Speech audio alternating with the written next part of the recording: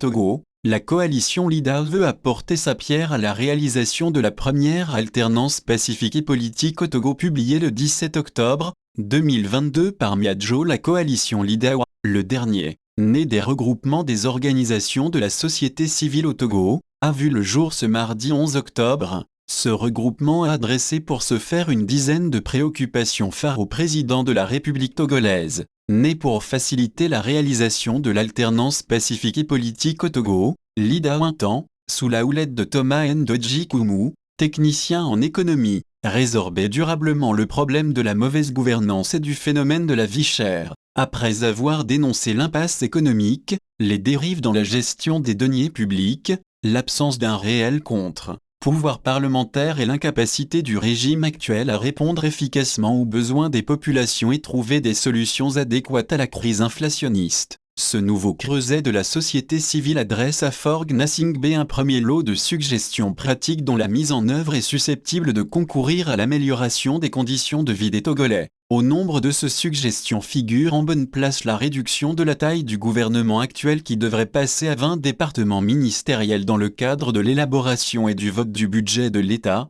gestion 2023. L'économiste Thomas Nkoumou et ses camarades souhaitent aussi voir se réaliser une optimisation des allocations budgétaires dans la loi des finances à venir. Selon ce diplômé en économie, l'État devrait améliorer en outre la performance des allocations budgétaires et l'exécution de la loi des finances en 2023. L'équilibre entre les dépenses et les recettes nationales devrait s'établir pour la prochaine année à un chiffre de 2210 milliards de FCFA. Abordant les remous sociaux de ces derniers mois au Togo, la coalition LIDA apporte son soutien total aux femmes, vendeuses en gros de tomates et de légumes, dans le cadre du différend qui les oppose à l'EPAM, établissement de gestion des marchés publics. Elle demande à la responsable de l'EPAM et aux autorités togolaises de surseoir définitivement au changement inapproprié de la localisation du marché d'Atik-Podji, Lomé, changement qui a été décidé au détriment des intérêts des commerçantes et commerçants de cette filière précitée. Akwayi Aikate.